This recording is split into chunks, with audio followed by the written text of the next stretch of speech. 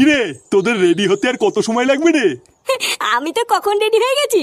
তা তুই তো রেডি হয়ে গেছিস, কিন্তু ফাটা কোথায়? ও কি রেডি হয়েছে? তোকে আমি বললাম না, ফাটা ওইটুকু একটা বাচ্চা ছেলে, ও রেডি হতে পারবে না, ওকে রেডি করে দিবি। দাদু আরে এটা কে রে? আমাকে কেমন লাগছে দাদু? তুমি তো পুরো ফাটিয়ে দিয়েছো দাদু ভাই, তোমাকে তো পুরো ফাটা কেষ্টের মতো লাগছে। আচ্ছা শোন, অনেকদিন পর শ্বশুর বাড়ি যাচ্ছিস, তাই বাড়িতে ঢোকার আগে একটু হাতে করে মিষ্টি নিয়ে ঢুকিস। আচ্ছা ঠিক আছে, তুমি চাপ নিও না, আমি মিষ্টি নিয়ে ঢুকবো। আর হ্যাঁ, বৌমাকে সাথে নিয়ে সাবধানে আবার তাড়াতাড়ি ফিরে আসবি। তোরা কেউ বাড়িতে না থাকলে বাড়িটা খুব ফাঁকা ফাঁকা লাগে। আরে তুমি এত চিন্তা করছো কেন? তোমার বৌমাকে নিয়ে আমি কালকেই ফিরে আসবো। আচ্ছা ঠিক আছে, যা তোরা এবার বেরিয়ে পড়, না হলে আবার দেরি হয়ে যাবে।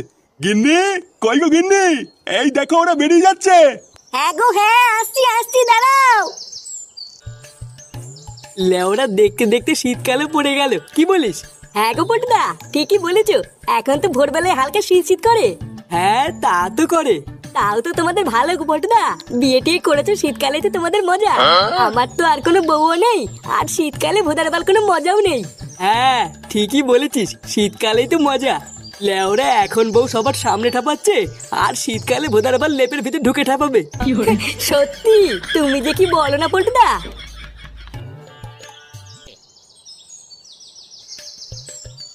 এ কি গো পটুদা, ফুটো আর ওর ছেলে এত সেজেগুজি কোথায় যাচ্ছে? কি? কে কোথায় যাচ্ছে?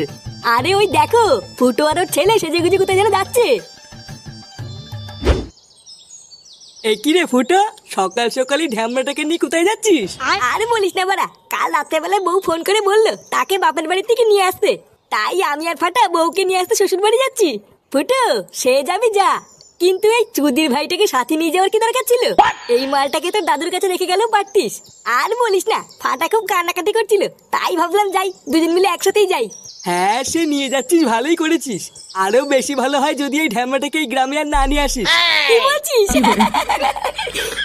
তোরা না সত্যি পারিস। বাবা, তুমি কি এখান থেকে যাবা না আমি একাই চলে যাবো? আরে লেওরা, দাঁড়া দাঁড়া, যাচ্ছি যাচ্ছি। দেখ না এই পল্টু কাকা কি বলছে। আরে ধুই মায়া, তুমি যাবা কি না? আচ্ছা পল্টু, আমি এখন যাই, বুঝলি, কালকে আবার দেখা হবে। আচ্ছা ঠিক আছে যা, আর যেটা বললাম সেটা কিন্তু মনে রাখিস। আচ্ছা আচ্ছা।